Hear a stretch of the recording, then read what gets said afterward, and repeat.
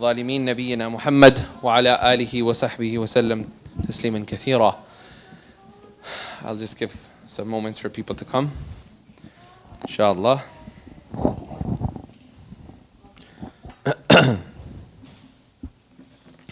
All right.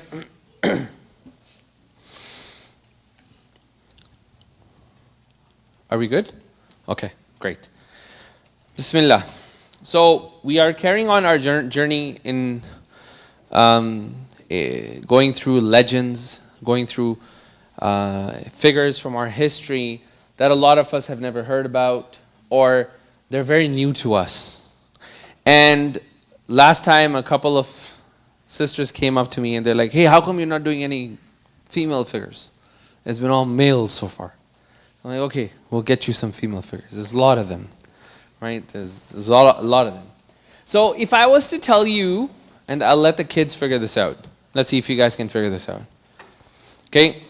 So this person who we are going to hear about her biography, if I was to tell you that she was an admiral and she ran the largest naval fleet in the Mediterranean Sea. She was a master in Spanish, Portuguese, and Arabic language. She was a full de facto, by the way, like a queen of her era at that time. What era are you looking at that this particular event would take place? Or which era do you think she belongs to? Somebody of that much power. She literally had an army under her control. Okay, and she was the queen of, well, de facto ruler because there was no king. Her husband died, so she became the queen, and nobody challenged her for almost almost 25 years. Where do you think something like this would take place? Which era? Recent or really, really far? Couple hundred years ago, okay. What would you say? 500 years ago. Couple hundred or 500? More like 500. Okay, okay. More like 500. Very good. So it is almost 500 years ago. So let me give you a little bit of a background. That's how we usually do our stories, because you need to know what was happening in the world at that time. Because we don't live in that time and we may not have read stuff about that time. So we'll go through some basic history of what's happening at that time very quickly, right? As is the case, we try to just touch on some things. So when did Granada ultimately fell, and that whole event of King Ferdinand and Queen Isabella taking the keys, when did that happen roughly? Who can tell me? Any idea? When did, you can look it up. If you have phones, pick up the phones and write, when did Andalus fall? What, roughly? Yes? MashaAllah, we have the youngest answer. Go ahead, tell us. When? Yesterday? In the future, yes. That's so true, in the future. That is 100% true, MashaAllah. So when did this happen, roughly? Yes?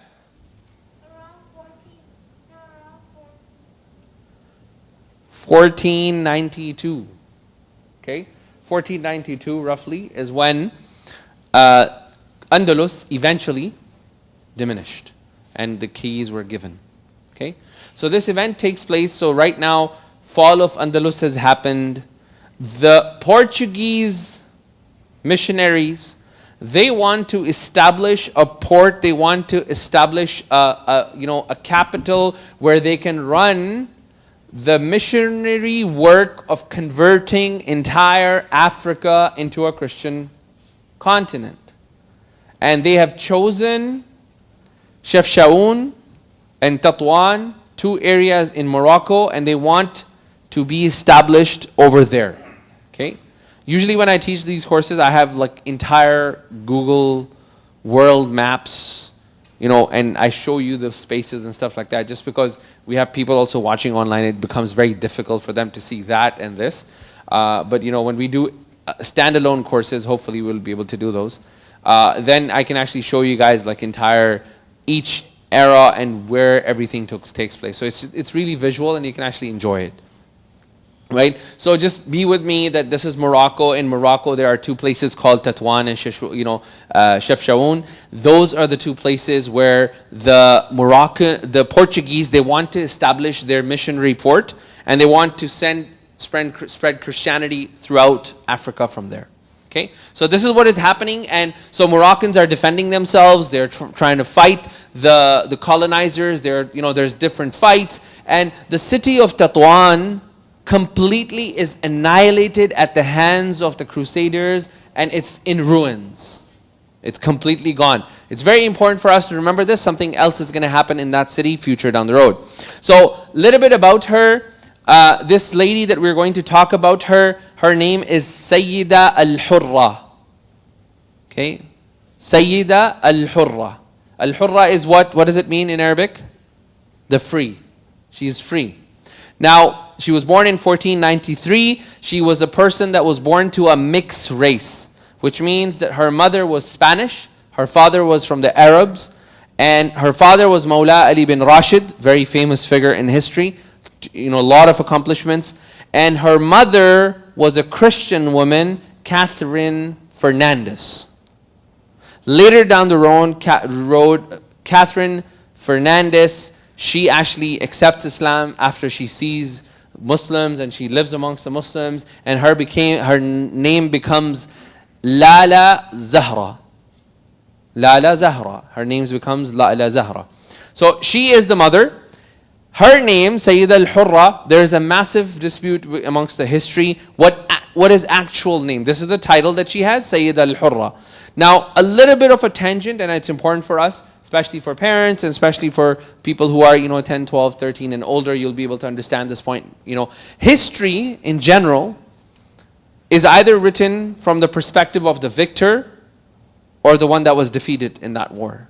So the one who was victorious, he's always going to expound on that victory. He's going to say, this happened and they were completely weak. Now the one who lost, what are they going to do? They're going to demise and diminish the greatness of that victory by writing history in which it was actually not that bad of a loss. It was just like, it was a loss. Right? So they will diminish that. Now if you look up about Sayyida al Hurra, in the Western accounts, they call her the pirate queen.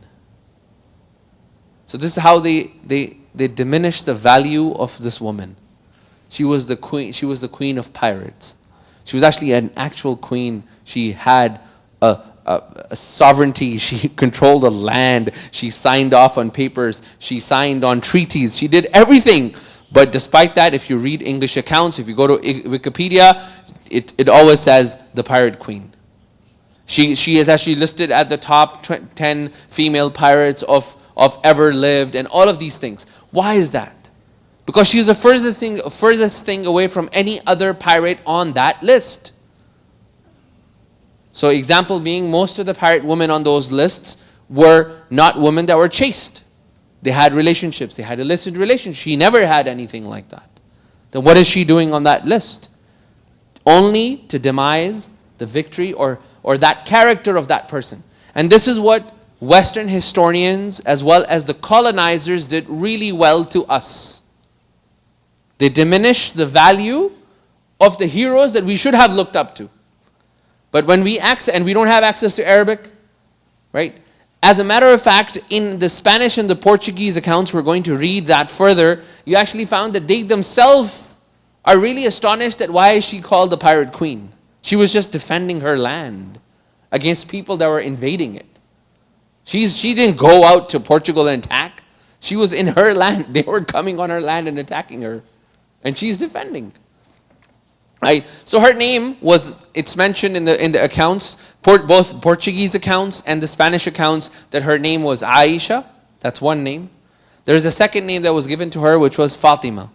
Right? So there are records of us showing that her name was Aisha. There are records of names showing that her name was Fatima. There's record, especially on her nikah certificate, that was written by the famous scholar of that time, Ahmad al-Sharisi. He actually writes her name as Sayyida al Hurra.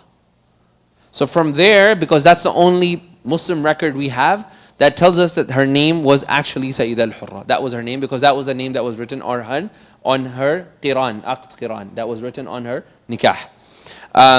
Why was the name al Hurra? Right? There's an entire discussion by Muslim historians. Why was she named Hurra at that time? It was such a strange name for somebody to have at that time. Number one, Hurra in the Castile language or Castilian language refers to a female falcon. So Al-Hurra actually refers to a female falcon. The second reason that is given is when Granada fell, at the fall of Granada, she was given the name Hurra. So in the process, if she gets enslaved, people would know that she was a Hurra, she was a free person. The third reason that is mentioned is that the mother of the last king of Andalus, the one that gave the keys of Andalus, the castle of Granada, to Queen Isabella and King Ferdinand, her name was Hurra.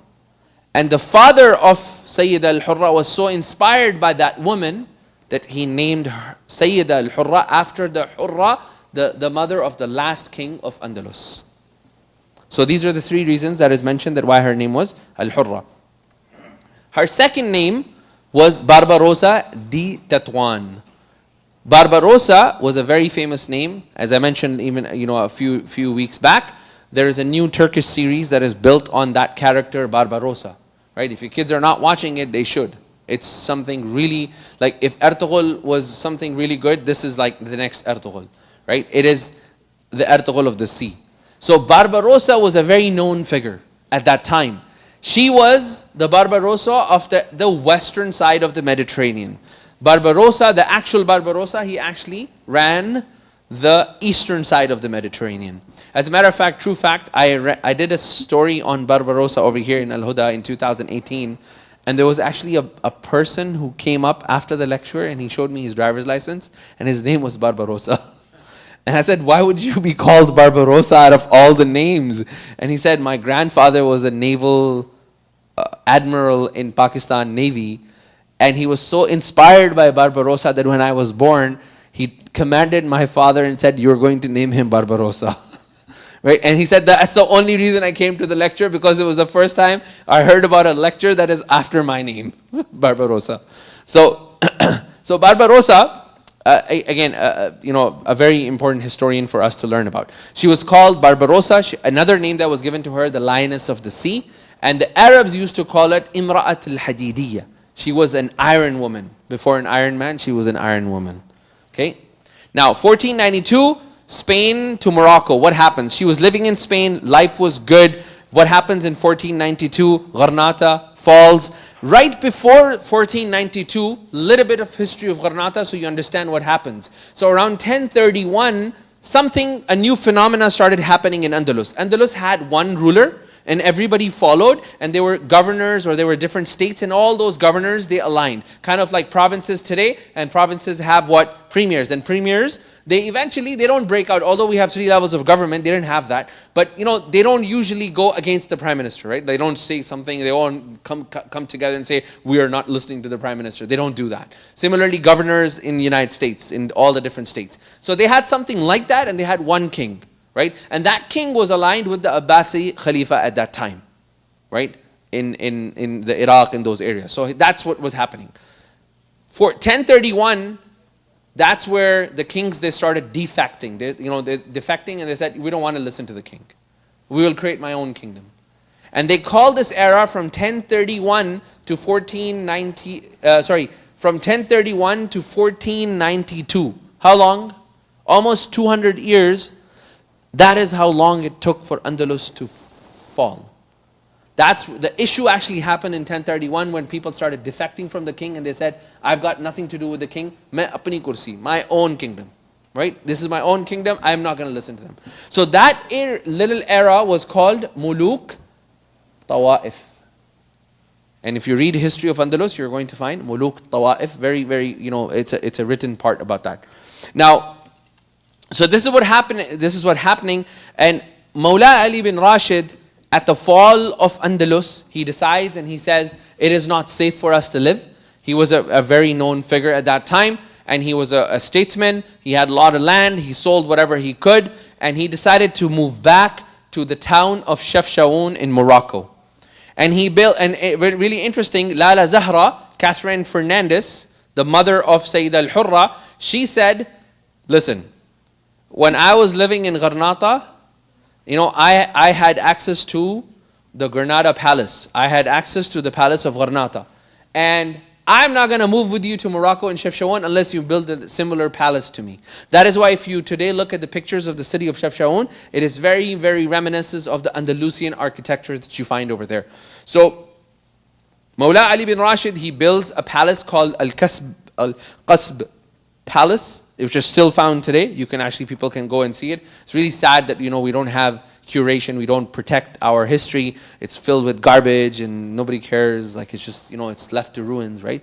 And alhamdulillah, many countries are waking up and they're realizing that we must protect these heritages of ours and investing in that. And it's a good source of income and tourism. We just don't, mobilize it, sadly. So the palace is built and they all move, and Sayyida al Hurra also moves to Chefchaouen in Morocco, and this is where her life starts in Morocco. Now, here's a question for people. Let's see if you guys can figure this out. So she grew up in palaces, so she's a princess.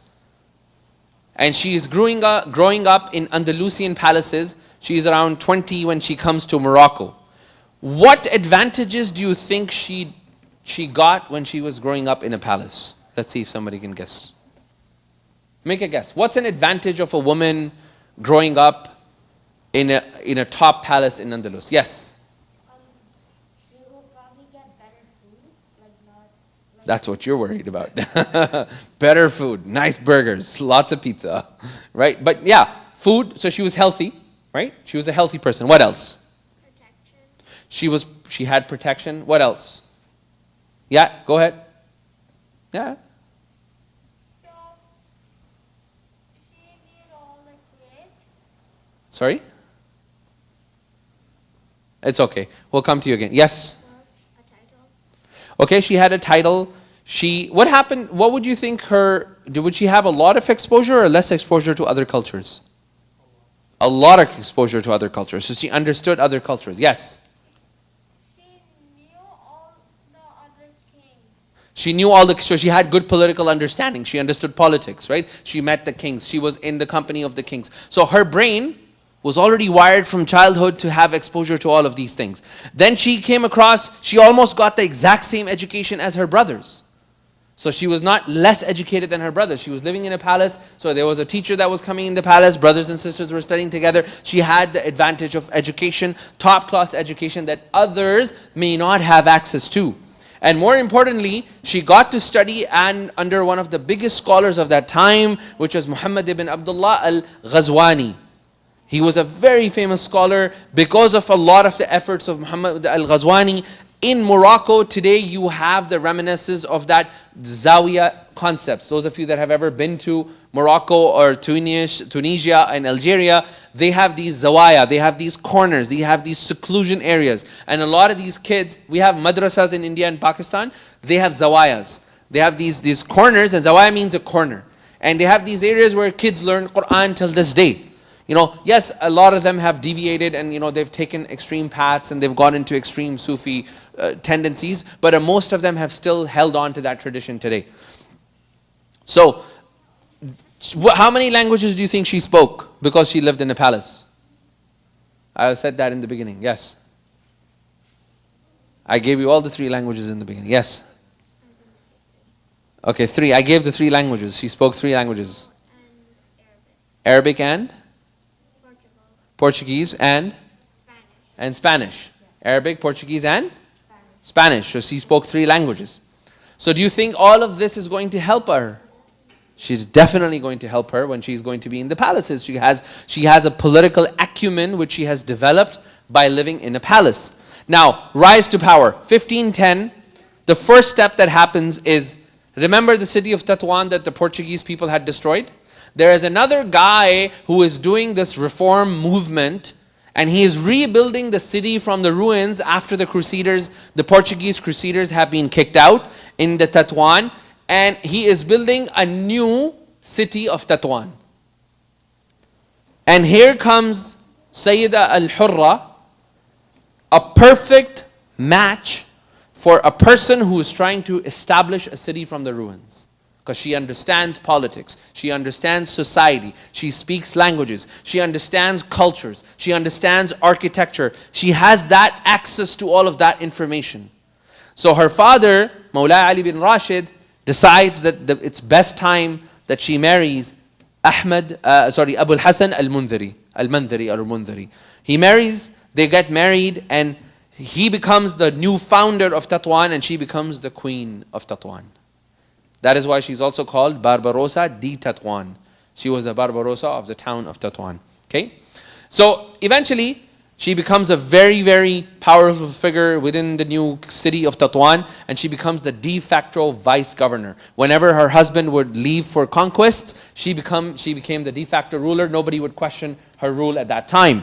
Then, her advantage was she actually knew the Catholic culture and the Catholic religion, and she knew the Islamic culture and religion, and she was able to fix the city from a cultural perspective. So building markets and allowing traders to come in, and it became a flourishing port. So much so that the other Barbarossa, which we will talk about further down the road, the other Barbarossa, the real Barbarossas, they actually created a treaty with her that whenever our ships are going to Jabal Tariq, that's passage between the Spanish and the Moroccan area, when they're going to be passing, can we stop over at your city and refuel?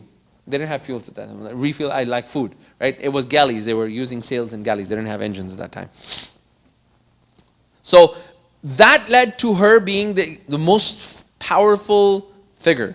Now something interesting happens. Her husband, Mawla Ali bin Rashid, he passes away. And at this point, he dies in 1520. So from 1520, the next quarter century, 25 years, she ends up becoming the undisputed ruler of Tetuan and Chefchaouen, those two cities. Nobody objects to her. Nobody wants to appoint a king because they're so happy with her rule.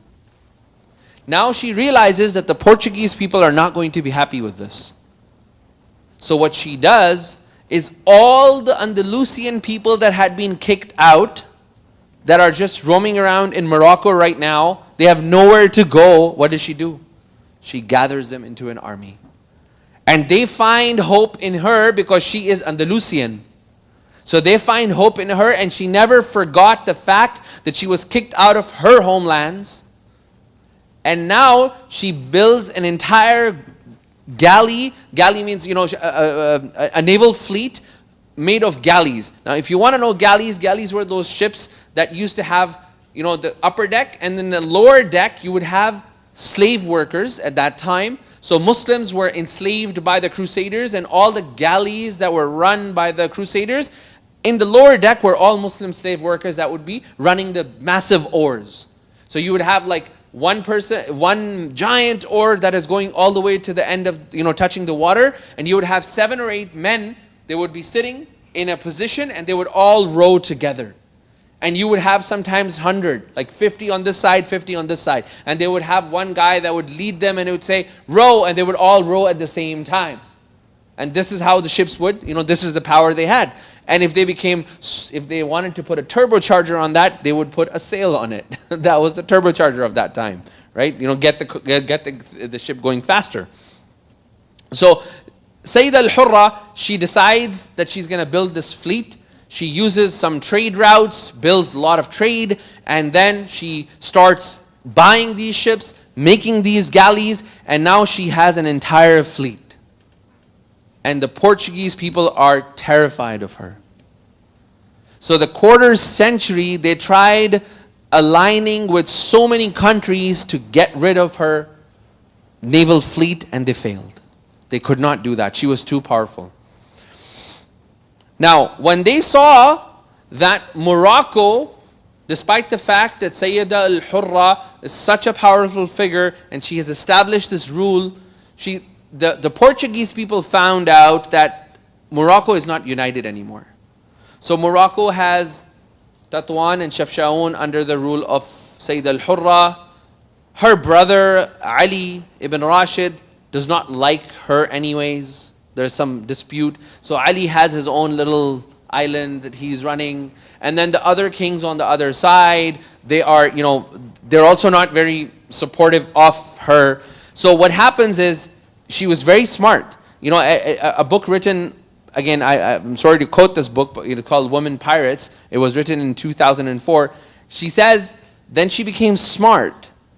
And much of the prosperity that she started driving from was attacking those galleys and ships that were coming from either Spain or Portugal that were laden with goods and that were crossing her territory without her permission.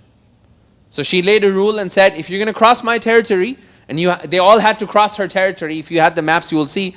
She was like, if you're going to cross this portion, this is my territory. You're going to cross, you're going to pay taxes. And the Spanish and Portuguese are like, pay taxes to you? Why would we pay taxes to you? We're Spanish, we're Portuguese. And what she did is she started taking those ships. As a matter of fact, she started taking prisoners as, ransom. So she captured some princesses, she got some intel, so she became smart. She's like, I'm not going to attack head on, I'm going to do a political / a warfare. So she held hostages, princesses, and that put a lot of pressure. What actually happened was something really interesting. Despite the fact that they used to call her bloodthirst, like type of titles that were given to her in these books are really, really horrendous. But they would still come down and sit down on a table and negotiate with her, because she had so much control. She understood how to pull the strings. So she was like, oh, you want to negotiate? I've got 2 of your princesses. Let's negotiate. Right? And she would treat those princesses really well. And these princesses would go and they would talk about her because they would see a woman in power. They're like, wow, how come we can't be in power in Spain? So for them, that was really a shocking thing.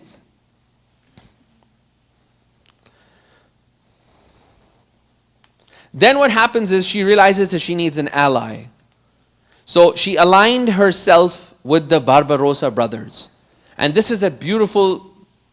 So Barbarossa brothers were running Algeria, Libya, and all of that land. And she was in Morocco. So Western Mediterranean, Eastern Mediterranean. She sends an envoy and says, listen, we can control this entire Mediterranean and no ship will cross except that they pay taxes to us. Let us align together and create an alliance.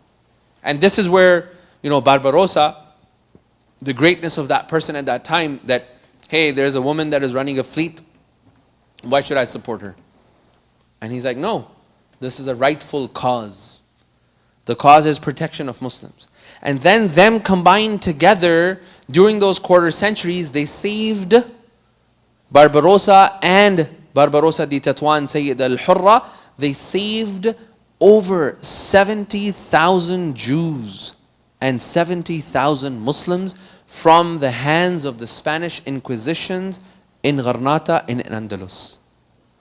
So the Jews were being tortured, the Muslims were being tortured, and they would send their little commando fleets. They would go in there, and subhanallah, if you read some of the letters that were given by that time, for example, Shahzada Kurkut at that time, when he sends a letter to both Barbarossa and Sayyida al Hurra, and he says, when you take out those prisoners from the basements of those churches where there were punishment that were happening to them, just read up on the Spanish Inquisition and you'll be shocked, like how they were killing Muslims and Jews at that time. Senseless killing and merciless torture, right? There was no mercy on them. And he said, out of his care for those prisoners, he says, when you take them out of the prison, please cover their eyes because they have not seen sun for so long. So I'm afraid that they will lose their eyesight. Like, this is the command that the ruler at that time is giving. That, when you take them out, please take care of my brothers and sisters. So that alliance, the people from Portugal, they were like really tired of it. And put it in perspective, like they didn't have social media. So this alliance was such a powerful thing that at the same time, the fall of Bombay in India had recently fallen. And they didn't have the Suez Canal. So Barbarossa and some of the fleets of Sayyida al Hurra sailed all the way across Africa, coming into the Indian continent, Indian Ocean, going into India at the port of Bombay to defend the Muslims. Because they heard about, so people of Bombay asked that you guys are a good naval fleet, can you come and help us? And they took a month-long journey to get there just so they can defend their brothers and sisters. Right? So a lot of learning for us over here. Now what happens with Sayyida al Hurra is she loses power, and she is recognizing that the Portuguese people and the Spanish people and also the Moroccan have now started aligning themselves with the Portuguese to get rid of her. So there's one king, Ahmad al-Wattasi, who happens to be the most powerful ruler in Morocco at that time. And she decides that it's best interest that she gets married to him, because that would solidify her position as the queen. So Ahmad al-Wattasi, being one of the most powerful king at that time, guess what he commands? He says, you must step down. And you must leave your palace. And you must come and live with me in Fez, in Morocco. And she declines to every single one of those conditions. She says, no, listen, you got this wrong, boy. You're going to come and live with me, and I'm not living my palace. And you're going to actually, your barat is going to come to me. I'm not going to you. You are coming to me, and you're bringing your cavalry to me. And the nikah is going to take place in my palace. And I shall stay here, and you can come whenever you want. But I'm not leaving.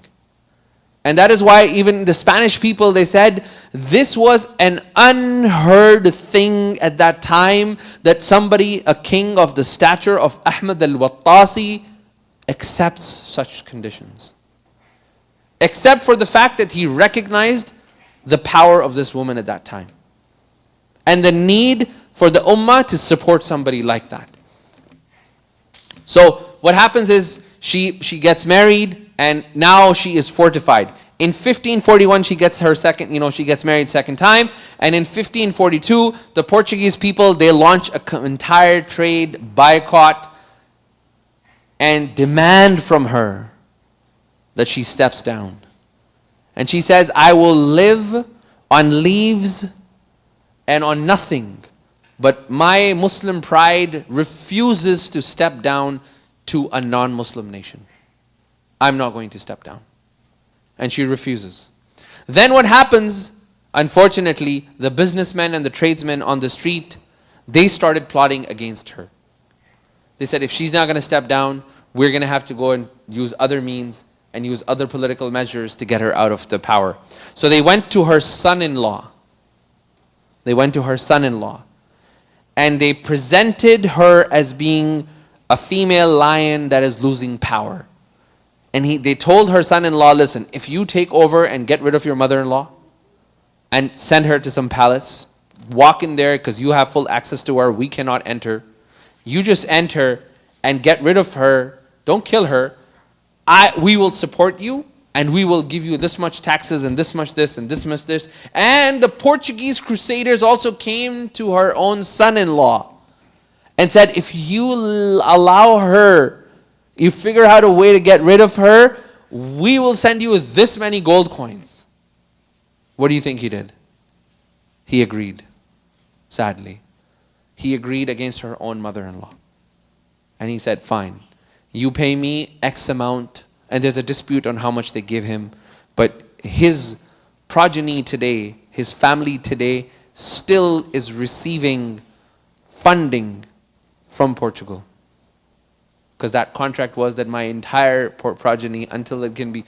And similarly, last time when we talked about Abdul Qadir al-Jazairi, his family till this day, right? French are still paying them because his conditions, they broke their conditions. So when Napoleon Bonaparte, he actually re-signed the treaty, he actually stipulated that you'll pay my family. You can see documentations of French government sending money to Abu Bakr al-Jazairi and his entire family till today, as part of the contract that was done back then, right? These were like long contracts. So eventually, she stepped down, and she said, it's rather, it's better for me that, I don't kill myself over this. And he let her son-in-law take over the power. And then the remaining of her 20 years that she lived, She lived for 20 years after she stepped down. She went to her town of Chefchaouen, where the house of Mawla Ali bin Rashid till today is used as a madrasa. It's actually the only madrasa in Chefchaouen, in the town of Morocco, in the city of Morocco, where you actually find that there are durus that are held for women on a regular basis.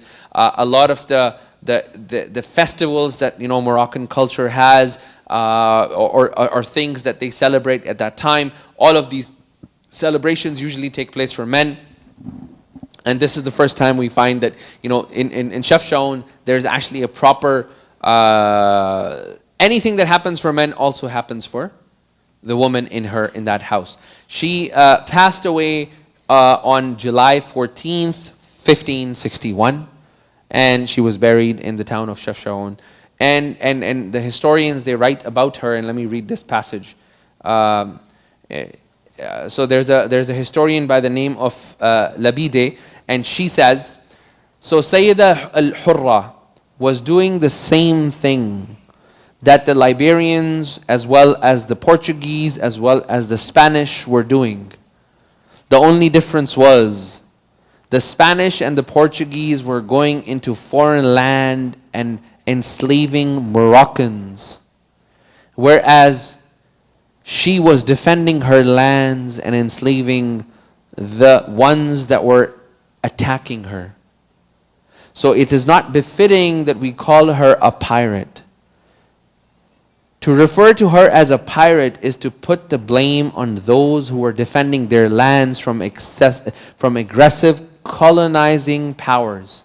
And that is not a fair characterization of anyone.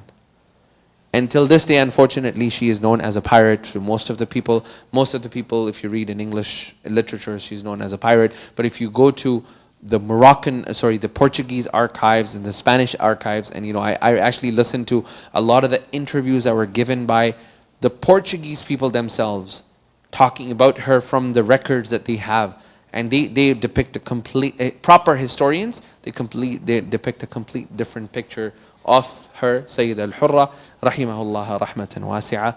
And this was our leader for today. What are some of the lessons that we learn from here? And this will end with this, inshallah. Number one, that what we learn is life will never remain the same. There will always be ups and downs in our parts of lives. So she was in a palace.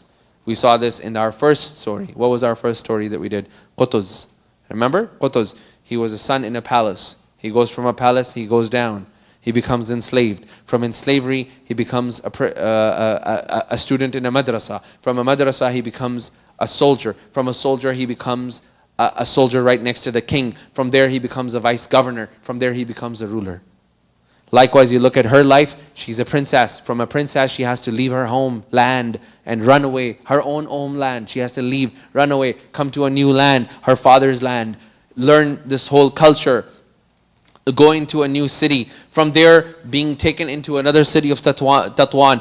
It's a city that is in ruins and it is being built. They're building that city. And all of this cycle that goes through, that tells us that life is going to have ups and downs. What is going to make a difference in your life and my life and everybody else's life is how do we deal with those challenges? Do we give up? Or do we say, this is just a phase of life and my life is going to move on? And what do I do best and what's the best I can do in this life? Next is culture and environment. This is for parents. Culture and environment plays a huge role in your children's life in the future, more so than schooling. A lot of time we have focus on schooling. But understand that culture, environments, such environments, skill sets that they learn, they are far more important than the stuff they learn at school. Because the intersect of what they learn at school and what they need in life is very little. There are some transferable skills. But what is more required is that, if your son or daughter, they're involved in some organized sports or they're involved in some volunteer activities, those skill sets are what are going to separate them from being successful in life. And that's what she had. She had access to those skill sets. So when she went into different situations, she was able to turn around. And she was able to turn that opportunity, that adversity, into an opportunity for herself. Languages. Do not undermine languages, right? At all. Languages are a really powerful tool for your children. Make sure that they invest in languages. Make sure that you expose them, even if you have to force them at this age to get exposure. And it's not necessarily any language, right? For Muslims, our identity is based on Arabic language. So you focus on Arabic language first. But if your child can pick up other languages, make sure that they do that. Because languages is really, and that's what helped her, right? I remember that when I used to work in the Middle East, it was like nobody could, fool around with me because I spoke Urdu, English, and Arabic, right? So anybody, because I know that sometimes you would be sitting in gatherings and the Arabs would be talking about something, or the guys in Urdu would be speaking about these guys, and I'm like, I understand both of you, right? Like, you can't fool around, right? So it's powerful. It's really powerful. And you get that power. Another thing, alliances. You cannot achieve goals alone. You can't say, I'll do it myself.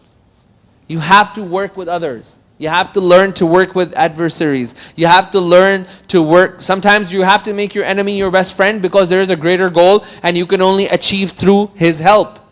Right? Having said that, you don't give in your culture. You don't leave your values. You don't say, okay, I'll leave everything. Right? These lessons are for parents, by the way. So the kids are like, what's this?